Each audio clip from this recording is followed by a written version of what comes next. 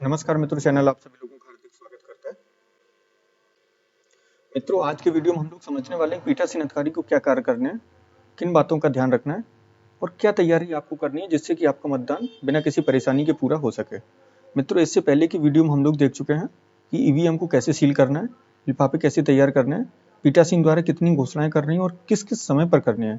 यदि आप देखना चाहते हैं तो चैनल को ओपन करके या टाइटल में प्रदर्शित होने वाले हैशटैग पर क्लिक करके आप वीडियोज को देख सकते हैं।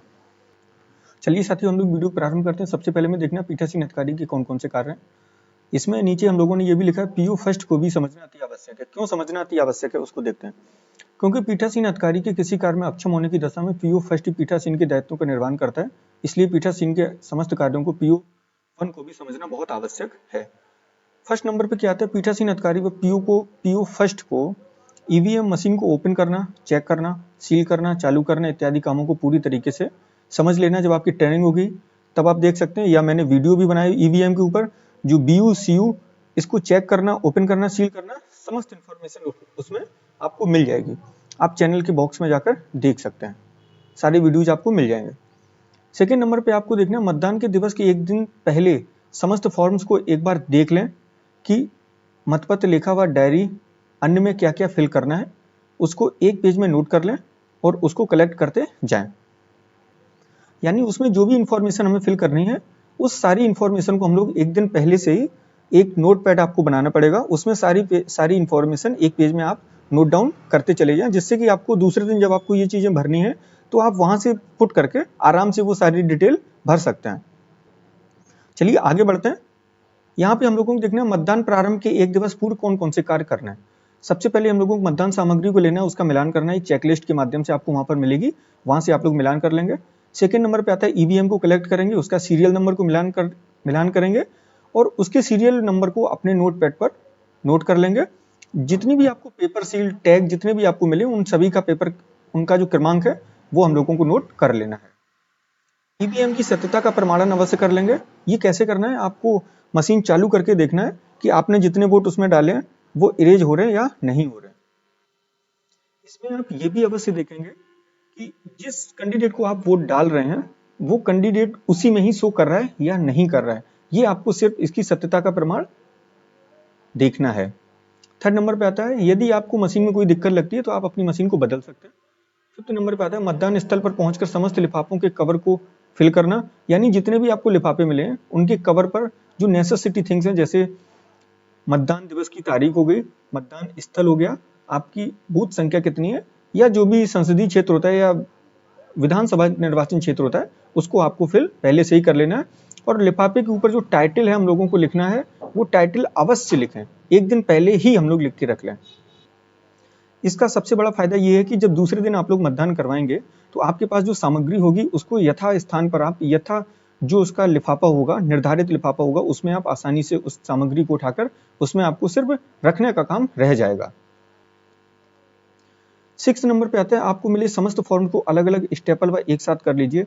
यानी जैसे आपको कुछ सारे फॉर्म्स एक एक या दो दो की मात्रा में आपको मिलते हैं, सभी को एक साथ आप रख लेंगे जिससे कि आपको कंफ्यूजन की स्थिति नहीं रहेगी। और उसमें जो सामान्य जानकारी है उसको आप फिल कर सकते हैं। सामान्य जानकारी क्या है, वही बूथ संख्या क्या होगी आपकी, मत और विधानसभा संख्या क्या है या डेट क्या है, ये सारी जानकारी आप लोग नॉर्मल से एक दिन पहले ही फिल कर सकते हैं। अब हम लोग आगे बढ़ते हैं। अब हम लोग आते हैं मतदान वाले दिवस के दिन कौन कौन से कार्य करना है। सबसे फर्स्ट नंबर पे हम लोगों को करना है मतदान स्थल को तैयार करना है सुबह उठते ही। जैसे कि गेट के बाहर महिला पुरुष वाली पट्टिकाओं को लगाना है, आपके बूथ या वार्डों की संख्या को बाहर लिख देना है। यानी ये उस दशा में हम लोग करते हैं, मान लीजिए जैसे कि आपका बूथ जहां भी है वहां पर आपके बूथ पर हो सकता है कि 4-5 वार्ड एक ही बूथ पर आपको मिल जाए। हो सकता है कि 1 2 3 4 5 किसी दूसरे बूथ पर हो और 6 7 8 आपके बूथ पर ही हो। तो आप वहां पर यदि प्रदर्शित कर देते हैं 6 7 8 आपके बूथ पर है तो जो व्यक्ति आपके यहाँ पर आता है, मतदाता आता है, वो आसानी से आपके ही बूथ पर आएगा। सेकेंड नंबर पे आता है आपको सुबह उठ के ही क्या करना है, मतदाता अभिकर्ताओं को नियुक्त करना है, निर्धारित फॉर्म्स को फिल करना है और उनको संबंधित बैच को भी देना है। यानी जो वो एक चेस्ट पर एक बैच आता है मतदाता अभिकर्ता करके, वो वाला बैच आपको उनको सुबह ही देना है। थर्ड नंबर पे हम लोगों को क्या करना है, मॉक पोल को संचालित करना है। अभिकर्ताओं की नियुक्ति के बाद हम लोगों को मॉक पोल संचालित करना है, संबंधित प्रारूप को फिल करना है व अभिकर्ताओं की साइन भी अवश्य करवाने हैं। साइन से ये मतलब है कि आपको उनको बताना होगा कि हम मॉक पोल किए, उनको ये दिखाना है कि मशीन में कोई भी गड़बड़ी नहीं है, जिसके दौरान आपको कम से कम 50 से ज़्यादा तो वोट डलवा के उनको प्रदर्शित करना ही है। मशीन को अच्छे से चेक करना है, उनको टोटल करा के भी दिखाना है, फिर मशीन को क्लोज भी कर देना है। मशीन को क्लोज करने से मतलब है आप बॉक्स को क्लोज नहीं कर देंगे, एक वो होता है, उससे आप ये दिखा देंगे कि इसके बाद आप कोई भी मतलब वोट नहीं डाल सकते। फिर आपको क्लियर करके उनको दिखा देना है, टोटल करके भी दिखा देना है, और फिर इरेज भी कर देना है। जो डाटा इसमें है वो आपको इरेज भी कर देना है, और फिर उनको दिखा देना है कि अब इसमें कोई भी डाटा नहीं है। इसके बाद हम लोग मशीन को पूरी तरीके से सील कर सकते हैं वैलिड मतदान के लिए। पोल में पड़े मतों को पूरी तरीके से हटाने के बाद आप मशीन को सील करने की प्रक्रिया प्रारंभ कर सकते हैं। सील करने के बाद मतदान प्रारंभ की घोषणा को फिल व सभी को पढ़कर अवश्य सुना दें। इसके बाद आपको घोषणा भरनी है और सभी लोगों को वहां पर सुना देनी है, ठीक है। अब फिर 5th नंबर पे आता है, समय समय पर सेक्टर मजिस्ट्रेट जी द्वारा पूछे जाने वाले पड़े मतों की संख्या को समय समय पर आपको नोट भी करना है और उनको बताना भी है कि इस समय कितना मतदान हो चुका है। 6 नंबर पे आता है, पीठासीन अधिकारी समय समय पर P1, P2 व मशीन में पड़ने वाले वोटों की संख्या का मिलान अवश्य कर लें और उनको निर्देशित करें। यदि आपको लगता है तो उनको आसानी से आप बता भी सकते हैं, ठीक है ना। अब मिलान आप कैसे करेंगे? जो मशीन में एक टोटल की बटन होती है उसको आप प्रेस करेंगे, तुरंत वो शो कर देगा कि टोटल कितने नंबर ऑफ वोट्स अभी तक पड़ चुके हैं। मशीन के कंट्रोल यूनिट की टोटल बटन को एक बार प्रेस करके आप जानकारी हासिल कर सकते हैं।